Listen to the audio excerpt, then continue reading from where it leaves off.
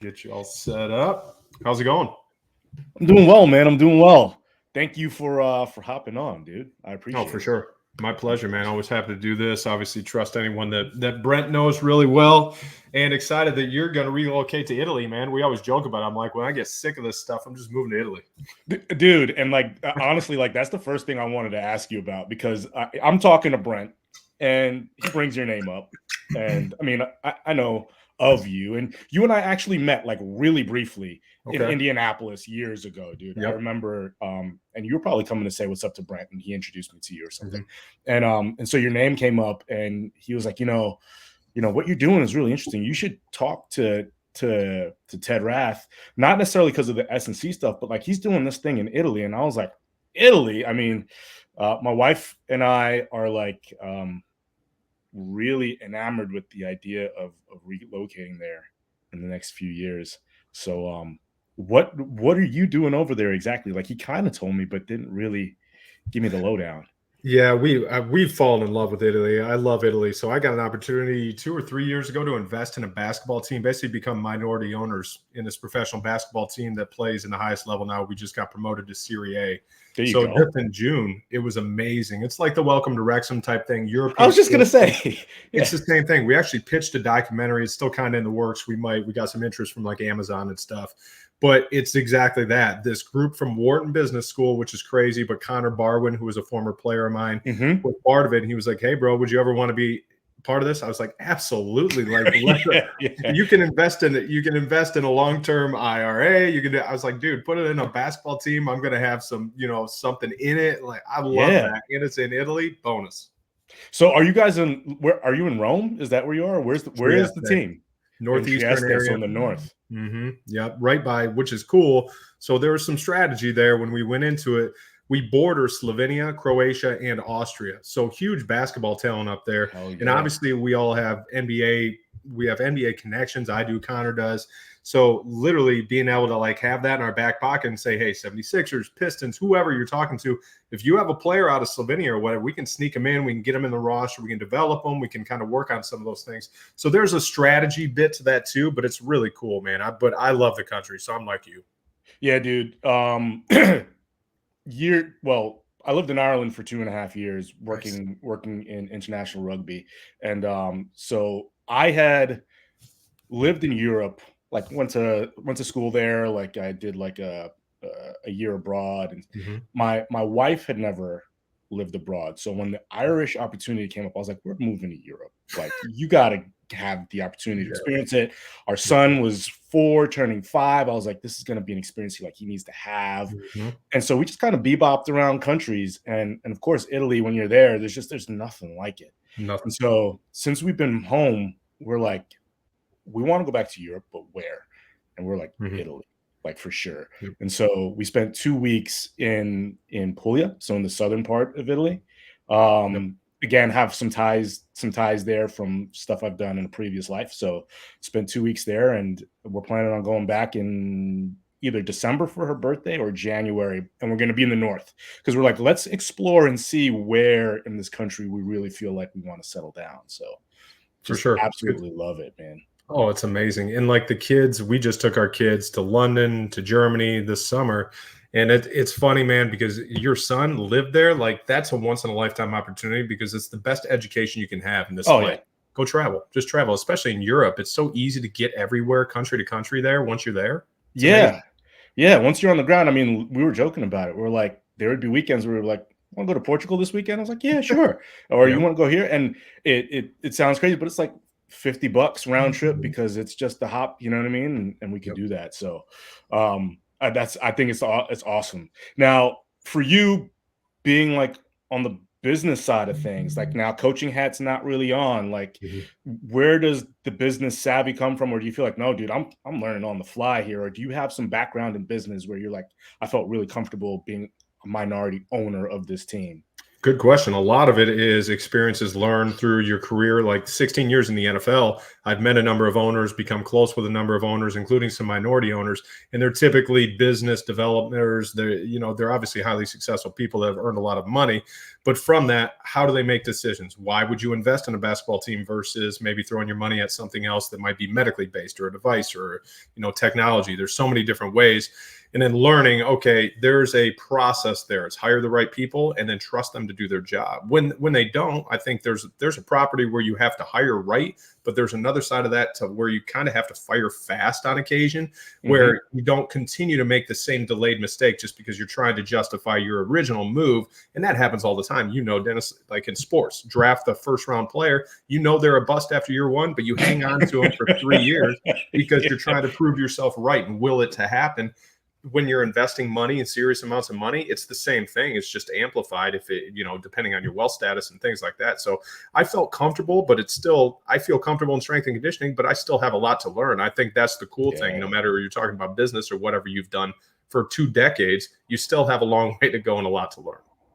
Dude, you bring up something which, like, when you're in professional sport, strikes close to home, which is like real culture building and the impact that, like, people say it all the time. Oh, we need the right people on the bus. We need the right people in the right seats. They say it all the time, but it's really fucking hard to do. Where you're like, yes, we've identified the right people. They're in it for the right reasons. And we're seeing the impact on the results. Like, how do you, 16 years in the NFL, what is it you're looking at where you're like, these are the right people in the right position and they're not, and now it's time to cut it? Like, I know it's kind of a hard question, but like, I feel like it's a real thing. Like, culture is a real thing. Or is it not a real thing?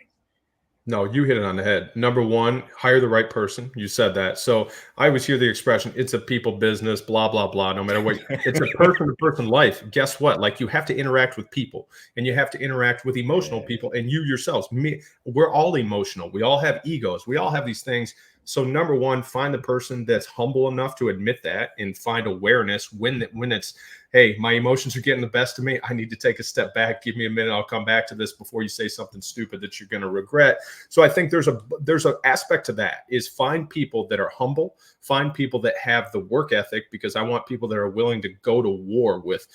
I want them to show up and say, I'm ready to beat down whatever door you want to attack together, because as a team, nothing can stop us. Those are the people that I want, because if you hire someone based on a resume, if you hire someone based on a Harvard business degree, that's great. That does nothing if that person does not align with the rest of the culture. You could put the wrong person inside of a culture. It will destroy it in a matter of days. I've seen it happen, unfortunately.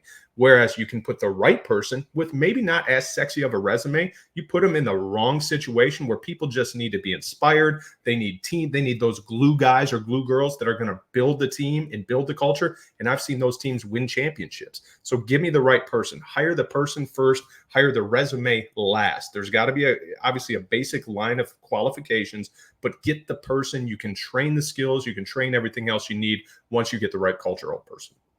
Yeah, man. I was talking to a mentor of mine, Lyle Henley. He's the director of performance at UAB, and I was asking him. I was like, "All right, you're in a position now where you're hiring.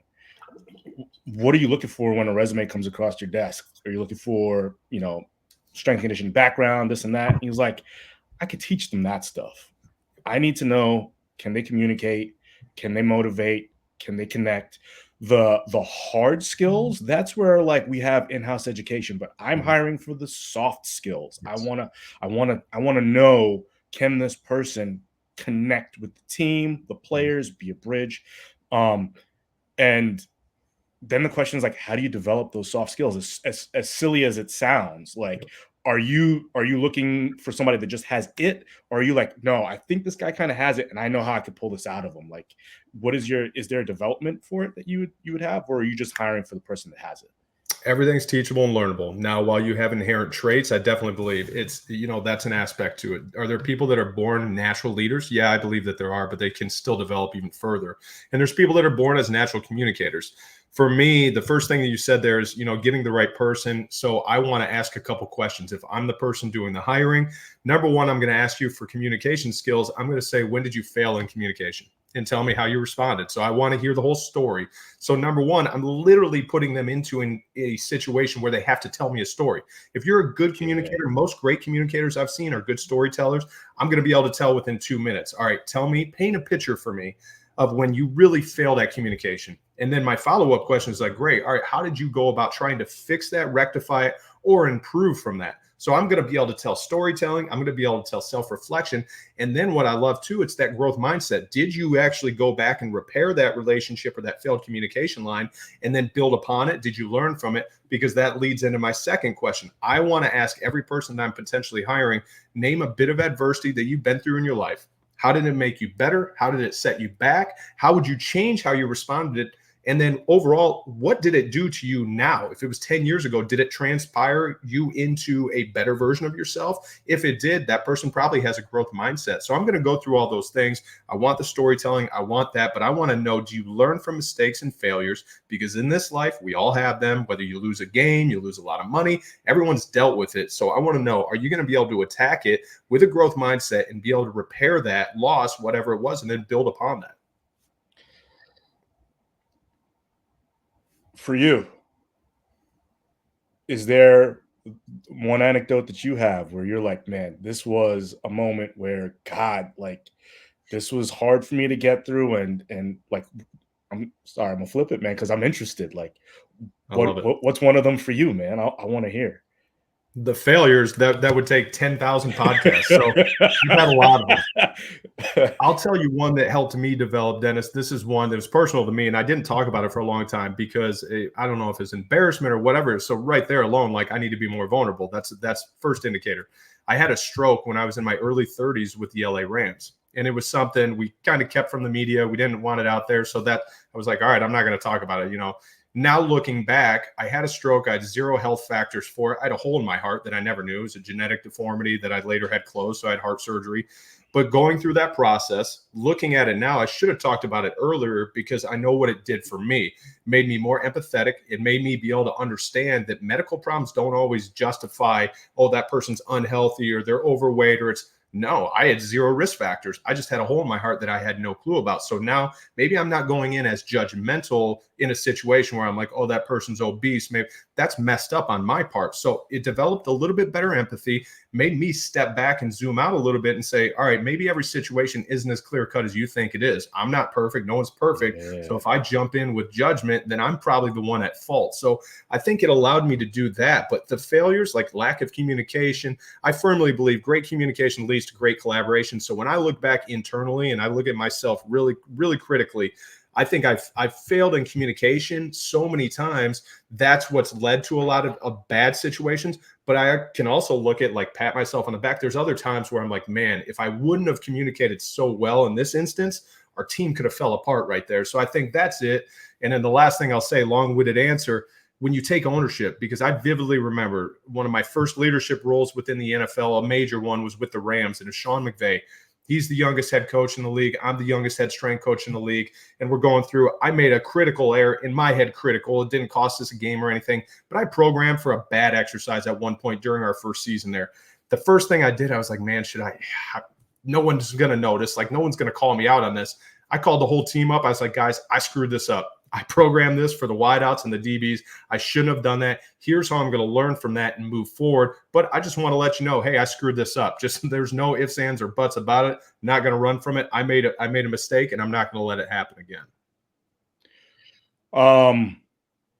Again, I'm going to ask because I'm curious. Mm-hmm. One, it's deeply personal, and thank you for sharing. Yep. Was there any concern that you felt like people may have thought that there was either like a weakness or a vulnerability? And like, did you feel like, man, if I have this thing, this is going to jeopardize, the way people view me? Like, what were some of those feelings? And yeah, just talk to me about that stuff, man. I vividly remember sitting in the hospital. There's a couple things. I was in the ICU and I still couldn't talk. And I remember seeing a priest walk by. And in my head, I'm like, man, is that guy going to give someone last rites? The ICU is not a good place to be in a hospital. So thinking about that, and I'm like, ooh, that's enlightening, because at the time we had just had our youngest. We had 3 kids. Our youngest, I think, had just turned 1. So we're sitting there in this situation. I'm like, I have a young family at home. what if I would have died today? And you start having all these thoughts, and then you think, can I coach the way that I used to coach? What does this mean for my own health? I have this hole in my heart now. So it's that step by step where you learn all this information. You're like, what does this mean? So you get, I don't want to call it imposter syndrome, but you get that worst case scenario feel in your head, and you're like, am I ever going to be able to do what I love again? Am I going to be able to play with my kids? Like, you start thinking, in human nature, unfortunately, is you think worst case scenario. So if something happens, you're like, oh, I'm going to die. Or if something happens in a job where you're automatically assuming the worst case possible scenario, and very rare does that actually happen. So for me, looking at it, I was embarrassed because I thought it showed weakness. 100%. I'll admit that now. And it's a messed up way. I don't think that's true now. It's taken me years to get to that point. But in that moment, when I actually put myself back there, yeah, I would look at it as, man, guys are going to think I'm weak. The players are going to think I'm weak. My coworkers are going to think I'm weak. So Dennis, I did the dumbest thing. Like, I rushed back I was back in the office that week. I had a stroke. And I'm looking back now, how stupid is that? So for me, it's like, I get out of the hospital and my first thing is I got to go to work. How dumb is that? Stupid. It's beyond stupid. So I can look back now and analyze myself and say, that was pretty dumb. Hopefully I learned from it. So hopefully I don't have another stroke to actually get back to that situation. But I can look back now and say, all right, I can reprioritize whatever's going on in my life way easier now because I went through that experience. I wouldn't wish it upon anyone, but now I can detach from situations, zoom out, and I can say, all right, hey, I've had life or death experiences. This is nothing. Let me approach this like I should. And all right, family's most important. Let's go spend time with the family, not work at this point in this moment. So I think that was a good learning lesson. Absolutely. Did the team know? I mean, I know you said you didn't share it publicly, but did the team know, and did the coaches know? And how did they receive it? Team knew. It was awesome. Sean McVay was in my hospital room that night. So it happened at work. So our medical guy ended up, I'll give you the Cliff Notes version. We're going into a team meeting. It's off season. And I'm trying to take notes. I'm looking at the board. I can't read. Everything's blurry. I start to get this massive headache. I start to feel nauseous. Reggie is his name. He's still there with the Rams. He's awesome medical director there. I said, Reggie, I don't feel right. He gets me out in the hallway. I start vomiting. I'm like, something's not right. He lays me down and takes me to the doc office, and he's like, it's probably viral. Just lay down, let it pass. After 5 more minutes, Dennis, I knew something was off. So I went back and said, Reggie, I just don't feel right. The doc said, take him to the hospital, overabundance of precaution. By the time I get to the hospital, which is a 10-minute drive down the road, I couldn't talk. They wheel me into the ER, and then you get all these medical personnel rushing around you. In my head, there's still blurry things, but I can remember that. And you look up and there's 10, 15 people in a small room around you rushing frantically. It's not good. So going through that day, the team knew. Sean was there that night. He's one of the best people that I've ever met in my life. I can't say enough positive things about Sean McVay, but the team was super supportive. Kevin Demoff, the president, Les Snead, the GM, our owner, Mr. Kroenke, phenomenal people. They, whatever you need, take care of yourself. You're what's most important. And then this shows you, probably going back to culture, how strong our culture was. It never got out. Didn't leak to the media. I've been in other teams where stuff like that leaks within 30 seconds. It's big news. It's on the ticker on ESPN. But no, nothing leaked. We kept it in-house, and that shows probably the strength of our culture. And funny enough, we went to the Super Bowl that year. So it doesn't happen by chance, but when you get close-knit groups of people like that with a common cause, just trying to come together as a team, you can have beautiful things. And it's unfortunate when you have adversity like that, or if you have a tragic event like that, but it shows and it demonstrates the strength of the culture, which is pretty cool. So you and I haven't had a chance to kind of catch up on like what this is, right? Like when I say this, I was like, man, I want to have you on. Spoke to Brent. I don't know if Brent shared anything with you, but former strength coach, been doing it for 17 plus years. Was in the league for a little bit. International rugby, COVID. Long story short, I'm 44 years old now, and strength and conditioning is what I've done essentially all my professional life. I love it. I don't necessarily want to be on the floor 24/7. And I believe where I fit is mentorship, education, taking lessons I've learned and sharing it to help accelerate the careers of others. Right. I've wanted this conversation that I'm having with people in the industry that I know and that I respect to be about their road, because I think that a lot of the real critical insights. I asked the question, how do we develop soft skills? And it's like, you said it, like in hearing stories, right? Mhm. Like in hearing the stories and getting the insights. What was your path? Like when I was 25 and I looked up to other strength coaches, it wasn't like, yeah, I want to see your programs, but how did you get to where you got is what I would really like to know. Because I feel like your path is going to give me the clues that I need to get there. And it's not just 5x6. Here, how'd you get to where you get block periodization? No, that's not how you fucking got there, right? Like, I feel like there's some other elements Yeah. that we want to hear about. And so the road is what I'm really interested in. Where are you from? Why do you love strength and conditioning? Can you give me a bit of insight into not just the road that you took, but why you chose it? Yeah, number one, thank you for doing this, Dennis, because when you explain it like that, like, I mean, just the nobility there is a noble cause, trying to help people. And that's, I think, when you get to your, I don't want to call it second half of life, but I just turned 40 this year, Yeah. you start to look at things differently. There's a Yeah. great book, From Strength to Strength, Arthur C. Brooks. It talks about it. It talks about your fluid stage, and then talks about pattern recognition, and then seeing your mentorship abilities to where you can help other people. And that's exactly where I'm kind of at. So it sounds like similar place. So I love it. Where I grew up, small town, Dundee, Michigan, really, really rural area. I graduated with like 80 kids, legitimately. My wife went to high school with me.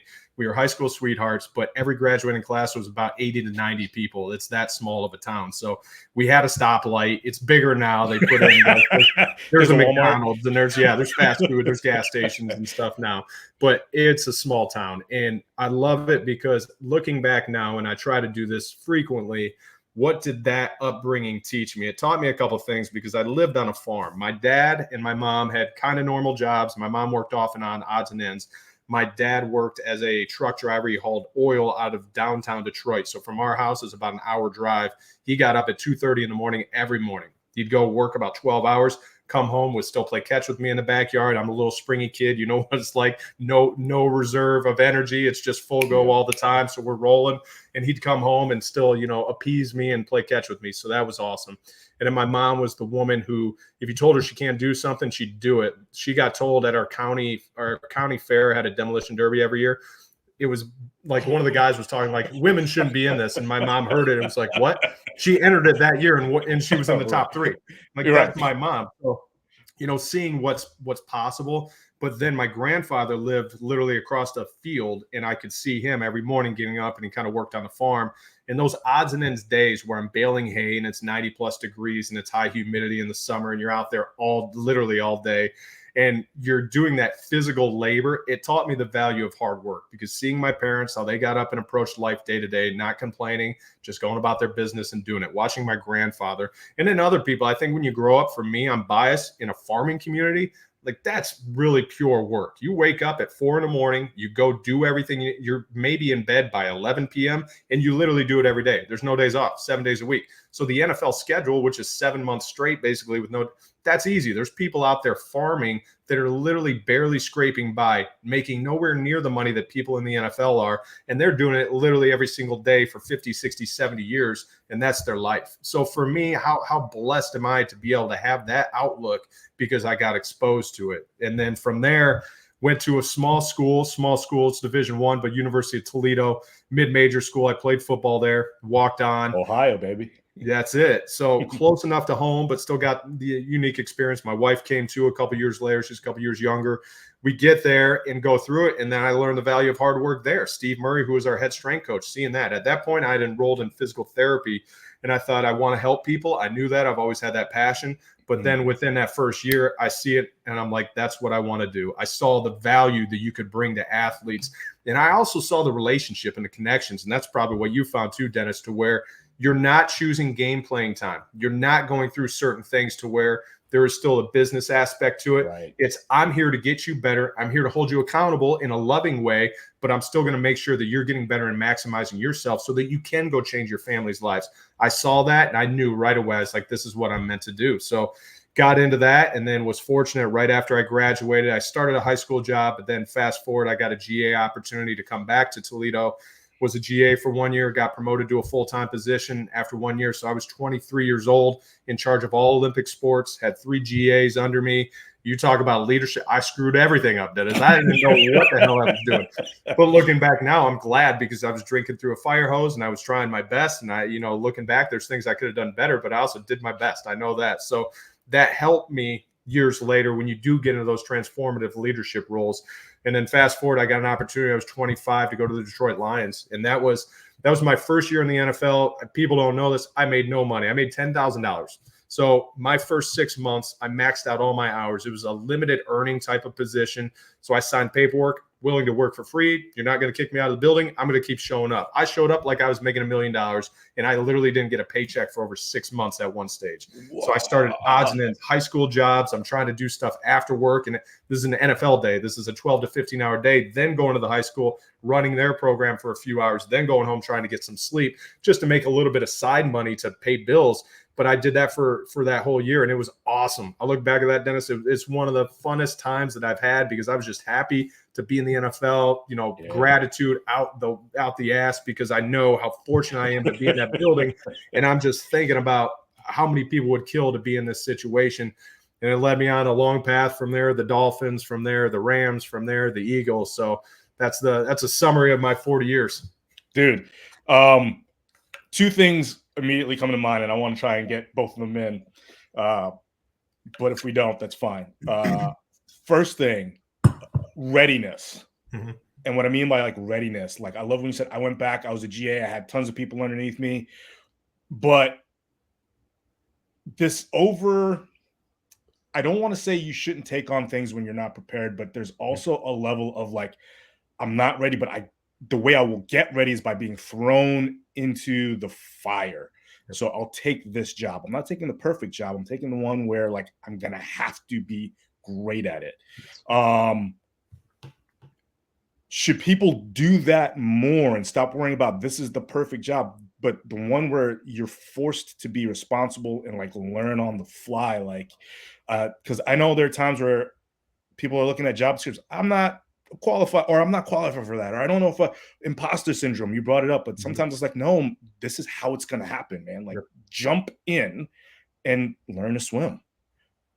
That's it. And I think I will say this, you're never fully prepared for any opportunity. I don't care what the job is. So for me, if you're not willing to jump into it, maybe it's not the right situation, but I would urge you to reflect and say, hey, maybe it is. Maybe I'm just scared. That's okay to admit. Yeah. I've been scared to jump into roles because the fact of the matter is this. I feel like I maximized a lot of my opportunities throughout my career. I've seen people that have not done that and they literally fizzled out and they didn't even get a second chance in the NFL. They were one contract and done. Players, coaches, staff, everybody.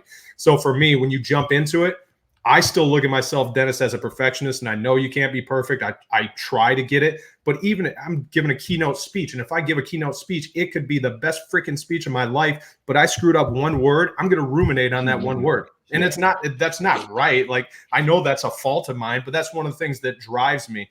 So I do think just jump in because you will learn. Now, there has to come the caveat of that you have to work your ass off. If you're not working your butt off and trying to maximize whatever you're ready for and learn and grow, then you're probably not ready. You're definitely not ready. So at that point, don't be afraid to jump in. Be afraid that you're not willing to work hard enough. And that's your choice.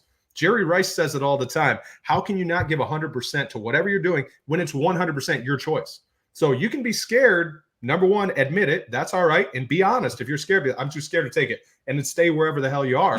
But if not, still admit it. Be like, you know what? I am scared. That's going to cause me to dominate this even more. I'm just going to over-prepare that much more. And then when you walk into it, continue to learn. It's a daily process. You got to continue to learn. Yeah. Probably a harder answer. Maybe not.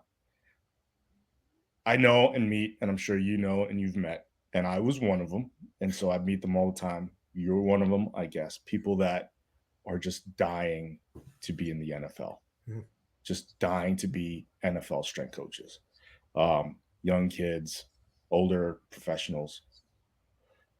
Piece of advice, maybe not just like advice. What should people know that want to be NFL strength and conditioning coaches? First, it is awesome. So love that you have goals because I've cherished every moment. The NFL is unbelievable. Some of my closest friends have been made throughout locker rooms, throughout coaching staffs. It's amazing. I've had some incredible experiences that have led me all around the world, much like you. That's awesome. It comes with a lot of sacrifice. Yeah. It comes with hard work. It comes with waking up early every single day, the most monotonous routine that you can anticipate. It comes with huge losses, heartbreaking losses. It comes with stress. It comes with adversity. It comes with everything, just like most things in life do. I'm not naive to that. But when the stakes are a little bit higher and everyone thinks it's not life or death, we're not in the military. And I hate it when people compare it, but I have a lot of respect for our military. The stressors are real. And especially when you're in the media market and we have guys getting death threats at halftime on social media and things like that, players, coaches, it's insane. But when you look at life, you grow through adversity. What I've learned, when you hit stress, lean into it. Go find a way to pull from that stress what you need, because it will transform you into a better version of yourself. So I think don't shy away from it. But, being a father now, and I know you can relate to this, Dennis, I got to the point last year, I had missed my oldest daughter's birthday. We have 3 kids. I had missed 3 of the last 4 because I physically had been out of town. The one year I was at head coaching interviews for Nick Sirianni when we hired him at our owner's house. The next year, the playoffs. The following year, I think, was the playoffs. So I've literally been gone, and she's 10 now. So you get that question, Dad, why aren't you going to be here for my birthday? You want to talk about the greatest adversity? How the hell do you answer that to your own child? Yeah. Because you've chosen a career path where you can't dictate your schedule and there's just things you have to do. Doesn't make it right. Now, did I try to do everything? Yes. I made a separate day special with her, spent separate time, took her to a special place, like things like that. Yeah, we do what we can, but you want to talk about getting a knife to the chest? Be prepared for stuff like that. I have missed funerals. I've missed birthdays. I've missed weddings. I've missed everything that you can imagine. I've worked every holiday except for Easter throughout my career. So be willing and be ready. If you, once again, don't be scared. If you are, be honest with yourself. But if you're still willing, jump in. Just know that it comes with a lot of sacrifice. What is it that they need to do to get in? Work your ass off. Apply for every opportunity that you can. Cold call. Reach out to people. Make connections. And then when you do show up, when your preparation meets your opportunity, you better be prepared. Because once again, I've seen people, now you're going to last a week, and I've seen people last 30 years. So when you're ready, go for it, but make sure that your preparation is in alignment with what your future goals are. Don't show up day one, be like, I want to be a head strength and conditioning coach, and this is your first job. Know that you have a lot to learn. Even head strength coaches, everyone has a lot to learn. I still have a ton to learn. You better show up with the right attitude and the right work ethic. If you do, make yourself really unwilling for the team to kick you out of the building. If you have that type of desire, you have that type of effort, you're going to be successful. You just said something, and it's something that comes up, that has come up quite a bit. It's something that I don't have a lot of trepidation over personally, but I know other people do. And that's cold calling. That's like, I'm just going to send this email. I'm just going to give this a shot.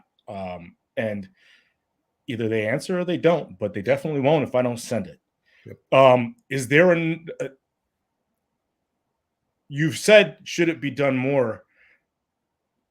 But I would almost want to emphasize times 10. It should be done more. Like, show people, know that you really want it. Like you said, do you really want this? And if you do, there should be no limit to you trying to take the job, let somebody know you want the job, and whatever job it is to get this ball rolling. Hitting send. How do people overcome the fear of hitting send? You just got to do it. You got to rip the Band-Aid off, because I would even follow up. I love what you said. Times that by 10 and then continue to respond. Follow up 10 to 20 times. And it's, you think you're being annoying? You are to some people. And those are the people that will never respond. I've tried to respond to as many messages as I can. There's still some that I've never gotten to. And I apologize for those. I try. But when you get one person, you're like, this is the 30th email I've got. I have a lot of respect for that person. Maybe I'm crazy. Maybe I'm the minority, but like that's incredible. And I know people like that, not just in this industry, but in life, in business. We're all involved in sales. You're selling yourself. I'm selling myself. Whether you're selling a program, a strength and conditioning program, or you're selling a piece of technology, we're all in sales because you're selling yourself. You're basically putting yourself out there and saying, I'm willing. Hey, I'm going to write this email or I'm going to send this text, make this call. Hey, my name's Ted. Can we meet? No. Okay. Thanks for your time. Next. Bam. Hit send. The worst case scenario is they say no. What, like, you're not going to jail. It's not life or death. You don't die if you hit send and somebody doesn't respond. So once again, that Zoomability, I almost died. I had a stroke. That makes me look at things a lot that I really don't care. I look like an idiot all the time. My kids always laugh at me. So I can go out there and I can put myself out there. And I think more people need to be willing to that. And then follow up, continue. Stay persistent, man. I always think persistence is the short-term version of perseverance. So persistence is sending that email one time and then sending 10 a day. Perseverance is doing it 30 times and then finally getting a response on that 30th time. And it was all worth it because that might be a life-changing opportunity for you. Yeah, man. What, outside of everything that we're talking about, if it's personal, don't share it, dude. Mm-hmm. Like, again, I chop and cut whatever I want on this, and I'll share what I want, and I'll share what you want, right? Outside of strength and conditioning, what is like Ted Rath doing? What does he love to do? So for context, jiu-jitsu is what I do in my off time. Nice.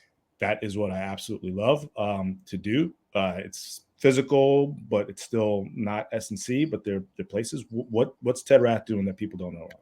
Yeah, we talked about the Italy thing, like the basketball thing and just investments, random investments, I guess, whatever you want to call it. That's something that's unique. And I think that's something that's cool. It doesn't take a ton of my time, but it's something that you can invest in. And then it forces us to visit places like that. The other thing, I'm huge into wine. I'm a huge wine nerd. Ooh. I have a pretty serious wine collection. So for me, when this love kind of started, we were in California. I had liked wine before that. But the first time we visited Napa Valley, my wife and I, talking to those people, and I'll go back to my background. Growing up on a farm, you'll understand soil, huge deal. How you water it, how you cultivate it, how you rotate that soil, how you rotate the crops you put in there. There is a very, very detailed process to becoming a successful farmer. And these are the people that make food for us. Pretty important job. When I went to Napa Valley, I realized really quickly, these are farmers. They're farming, they're cultivating grapes. Because if you cultivate a great grape that turns into a great bottle, there's bottles of wine that cost $5,000, $10,000. So you want to do this. Those are done very, very detailed. You don't think that they just show up and say, let's throw some wine in a bottle. It is not that. These are things when they start some of these wine estates, it's a 20-year process before they get their first production. 20 years. So what have you ever done in your life where you have that kind of patience? Patience is not my forte. Yeah. It's what I am not good at. So when I heard that, I said, what? 10 to 20 years before you get that first bottle that you can actually sell? So you start thinking about that. And then the details of the people that work on those plants, they get a frost. It could ruin their entire crop for that year. So you got blow dryers and extension cords and 30 workers out there at 2:30 in the morning blow drying a single grape. Like that stuff, I love that stuff, Dennis, because when I look at it, I know the details we put in to try and become the best football team that you can, or making a great speech, or whatever you do, whatever your line of work is, the details that you put into that, your inputs will create your outputs. So if you're really detailed and you're willing to work your butt off, you will have success. And I literally saw it firsthand in Napa Valley. I'm walking around and I'm like, this is incredible. So from that, I've just gotten really into the soil, the complexities. You can have volcanic based soil. You can have shaded in the afternoon grapes. You change the entire complexity of a bottle of wine just based on where you plant, how you plant, what the soil's consisted of. It's an incredible process. So I love stuff like that. So I'm a wine nerd. I like golf. I'm not very good at golf. I'll do that occasionally, but like that's my thing. I do love, I've always wanted to do jiu-jitsu. We got the kids into karate. But I've thought that's one that I would love to get some more time doing. All right. So I got to say it, man. There are lots of vineyards and Italy has lots of really good wine. Yeah. I think you and I will have to chit chat a bit more. We're not as into, I would say we're not as well versed in wine. We love it. And one of the things my wife and I keep kind of bouncing around is we want to do something that's agricultural based, some type of a farming industry of some kind, not huge, but we talk about like, fruit jamming or something. We want to be able to be close to earth. And so, wines and vineyards aren't a bad choice as well. Have you taken anything from that, and has it influenced you as a coach, you as an owner, you said you're not a patient person. Mm-hmm. So have you taken some of those lessons from this secondary passion that you have, and it's positively influenced kind of your primary vocation? 100%. First part is probably with my kids, because you have Yes. 3 kids. God doesn't give you patience; He gives you kids, Dennis. So Yeah. Yep. looking at how do you remain patient, because I'm a very structured individual. Obviously, I've been in coaching the majority of my life. And then when all chaos breaks loose, when they get home from school and you're like, I really want to yell right now. I really get in line.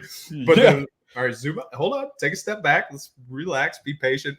Because I've heard so many quotes and like, you want your house nice and neat. You want all these things. There's going to come a day where the house is super neat because the kids are all moved out, and we're going to be looking around and being like, I wish there were footprints on the carpet. I wish somebody broke something today, because that meant the kids are playing, so being patient in those moments, it's helped me with that. And it's just helped bring awareness. When you get exposed to different industries and people that are doing incredible things that might not relate at all to whatever your industry is or your line of work, it helps you see that patience full circle, because I know I'm not good at it, and I know I need to work on it. So seeing things like that, that's really helped me, I guess, put it in perspective where I can apply it into certain areas of my life.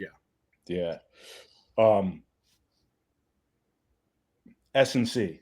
So now, curious, main influences for you as an S&C coach, where you're like, this influenced either my philosophy or, the X's and O's. Now, like, kind of hard skills. What were some of the hard skill influences for you that helped develop your philosophy?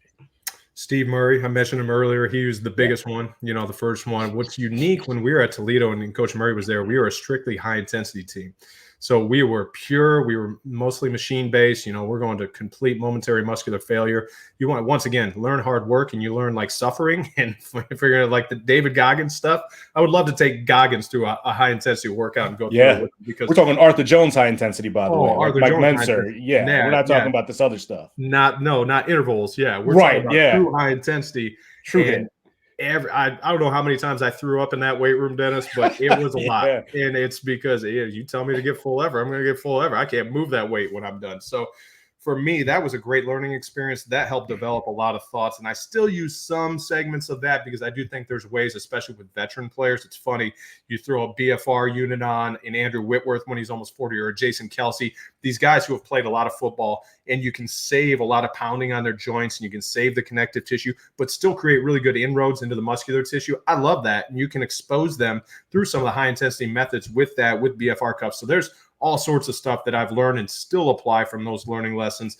And then everyone that I've ever worked with, and I'm not just talking about the head strength coaches when I was an assistant, I've learned more from assistants, interns. I've learned from everyone that I've ever come into contact with, because everyone's philosophy is going to shape a little bit about yours, or it should. I believe that, because I don't have all the answers, and there's no rank to a good idea. That's a Jim Caldwell thing. So not even just the people within the strength and conditioning industry, the head coaches, the GMs, the owners, the presidents that I've worked with at every team, they've taught me how to be a better leader, how to be a better person, how to be more humble, empathetic.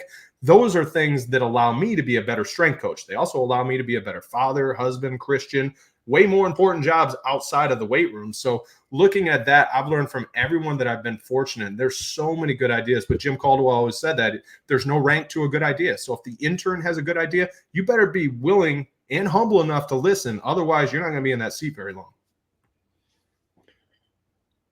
Not to, of course, it's important. Is there an overemphasis on the physical preparation side of things? And what I mean by that is GPS, sports science, all of the things that we're trying to like truly refine and adjust, and we're looking for that 1%, and we can kind of get caught in everything that's possible. Is there too much attention paid on it, where the right program with the right empathy and the right communication might be enough? Or are you like, no, like there is a serious need for optimizing the human body, and we do need to pay attention? Where on the scale do you sit with some of that?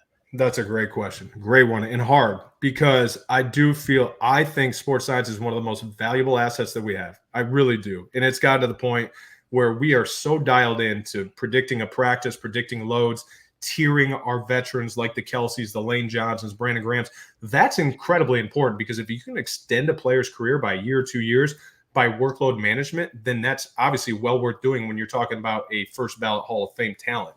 So that's unique. Now, what I will say is, it's funny. I was on a call yesterday with a bunch of head coaches and GMs, front office employees, and their question was, have we gotten too soft within training camp? Because you have a lot of teams that don't play players in the preseason. Now they're going into the regular season. We see this uptick in injuries within the first 5 weeks of an NFL regular season. Why is that? Well, if you don't hit at all, the contact accumulation and the contact trauma that your body has to adapt to has never been gone through. So now, on top of the actual load, the lifting, the practice, the running, the time on feet, all those things have to be acclimated to for your body. So physiologically, you're reacting. But if you never hit until week 1, what do you think is going to happen? Something's going to break. So I've looked at it this way, because if you fast forward to where we are now, but then go back 20 years, they had 6 weeks of training camp. They had 2-a-days and sometimes 3-a-days. These guys are on the field for 7 hours a day, and they are whacking each other. Every practice is a full padded practice. We've gotten away from that. Injury rates are higher now. Now, do we diagnose things better? Yes. Medical is way better, all those things. But is there a balance? Yes. I think you still have to acclimate the athlete. Football is a combative sport. You have to be prepared. Part of this is technique too. If I don't practice tackling, how the hell do you know how to tackle once the live bullets start flying? Because if I haven't practiced angles, pursuits, body leverage, all those things, and this starts in the youth level, you want to lower certain things and certain injuries, start teaching how to tackle. And I think the NFL has undertook that and taken serious consideration of that. So teach the youth how to do it by the time they get up. Then you don't have to maybe fear putting a player into a preseason game.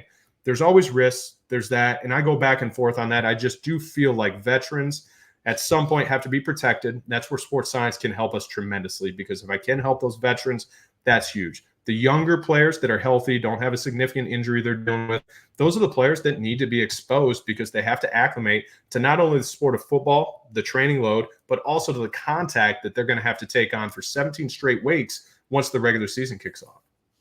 Dude, I told you I was in international rugby. 10-month playing season. Yep. No pads. And the most illuminating thing for me, I was in the NFL prior to that, was contact conditioning is a real thing. The reason why guys can play for 10 months is because they're hit. That's what we do. We're in the business of adaptation, for which bone-on-bone contact is a real thing. And the reason why they're able to do it is because they're doing it for 10 months. Versus if they only did it for 5 and then didn't do, then yeah, probably not gonna go over well when the bullets start flying and they're live. The concussion, when I, lack of a better word, scenario, I think has moved, or I should pose this more as a question than a statement. Protecting the athlete by limiting contact. I think we both share the opinion that that's counterintuitive. They actually need, adaptation requires exposure to the stimulus, as you know what I mean? So yes. How does the NFL reverse it? Because it doesn't seem like that's the direction we're continuing to go in. If anything, everything that's being demonstrated is limiting contact, i.e. this new kickoff rule. I get it, but it's not. Is it really the solution to the problem? And if we got to cut this part of this conversation, we can. But now I'm just really curious, because I feel like you and I both know the way that you improve this is by exposure, not by limiting exposure. So where is the solution to this? Yeah, I think I would commend the NFL, because I think they're taking the necessary steps, because I think the key word there is not just eliminating contact, it's eliminating the wrong contact. If you look at what they've done, they've changed the game completely where necessary. This is coming from a defensive guy. I like big hits. Like, I love it. But I also see the impact that certain injuries can have on players. And I love that the fact the NFL stepped in and said, we're going to make the game safer because we care about these players. And the PA is a big part of that too. But then going all the way back, the youth is where it starts. And I love the NFL has invested significant resources in training coaches, training players, and starting at the youth level with heads-up tackling and proper techniques and mechanics, because that's where we can start to make the difference. And if we can start getting athletes at that age more appropriately trained, then you don't have to worry as much about just the general contact because you're going to be confident that they are. It's funny, the international rugby scene, Richie Gray is a guy I've used with the Miami Dolphins. We've used him with the Eagles. He is a guy that he teaches tackling techniques based on rugby because exactly what you said, Dennis, no pads, no helmet. Well, how do these guys sustain less concussions? Like, how are they doing it? All right, let's learn from them. Once again, growth mindset. You can learn from anybody. And I think starting to apply some of those practices, he was at actually our health and safety summit this year. Richie presented to all the athletic trainers, strength and conditioning coaches, dietitians, equipment managers on heads up tackling and some of the rugby tactics that he's used and the mechanics that we can apply within American football. So I would say the NFL is doing a great job. We got to continue looking down and we got to continue to find ways that we can improve it, but it's got to start at the youth too. Yeah. Yeah. Better from the beginning will make it better down the road. I would. Yeah. You wake up in the morning. What are you excited about? What is like, man, I'm excited to tackle this today. What excites you right now? First thing, I get out of my bed as fast as possible, try to hit the toes, never hit snooze. And then when you get down, I sit down and pray. For me, that starts a gratitude practice. And it's very important to me. And thank God for my family, all the things that we have. I think maintaining that gratitude is something that everyone could probably do a better job of, including myself. So finding something to be thankful for. And then as dumb as it is, I keep notes on my phone. I'll say I'm grateful for a refrigerator. I don't allow myself to repeat. So at some point you're like, what am I? Shoelaces. All right. Grateful for shoelaces. You will find something. You'll laugh to yourself and you're like, yeah, but what if we didn't have shoelaces? Man, that'd be a tough situation. So I think going through that process helps me. But honestly, what drives me, I want to help people. And it's similar to what we started with. My desire is to help people maximize whatever their potential is. And I'm not talking just athletes. It's some of the people I've met in business, some of the consulting opportunities I've had out there with companies. You can have such a great impact on people when you help them with their daily processes, when you help them form better habits that lead to way better outcomes for them because you're impacting them, their families, their teams. If they're a senior level leader, thousands of people sometimes. So I think that's what gets me up out of bed. I have an opportunity. You have an opportunity. You're doing it with this. Reach out, put out. I've tried to get more active on social media. It's something I was super uncomfortable with at first because I feel like such an idiot. But you do it because I've had so many people reach out and be like, hey, thanks for what you're doing. This helped me today. I'm going through a tough time. That's what keeps me motivated because we all need it. This world, if we focus on a little bit more, maybe helping each other, maybe we're not as screwed up as we think. And I think there's enough good people out there where that's possible. Yeah. And I have seen you more active on social media, or when I say more active, I've seen you more. I don't know if it's because you've been more active, but I'm seeing it more. I guess you're just in my algorithm now. And thank you for doing it for sure. All right. I asked this question to everybody. It is the kind of cliche question. It does not have to be a book. I think most people think it's a book. It's not, doesn't have to be. If it is, cool. It could be podcast. It could be person. It could be whatever. I'm asking you, Ted, man, 3 resources, 3 things that, if you were to say, hey, check this out, watch this, whatever it is, what are 3 that you could give me? Ooh, I will give you a couple books because I think they're impactful. Great. Some of the most impactful ones I've read: Extreme Ownership by Jocko Willink and Leif Babin. Huge, awesome book. Atomic Habits by James Clear. I think is one of the best books, once again, establishing better, clearer habits. That's huge. Podcasts, I listen to a lot. I listen to Jocko's podcast. Ryan Hawk is a guy that has one called Learning Leader Show. It's phenomenal. And what I like about Ryan, he's done over 600 episodes now, I think at this point, or close to it, straight, never missed a week. So this guy is incredible. You talk about consistency. We can all learn a lot from consistent habits.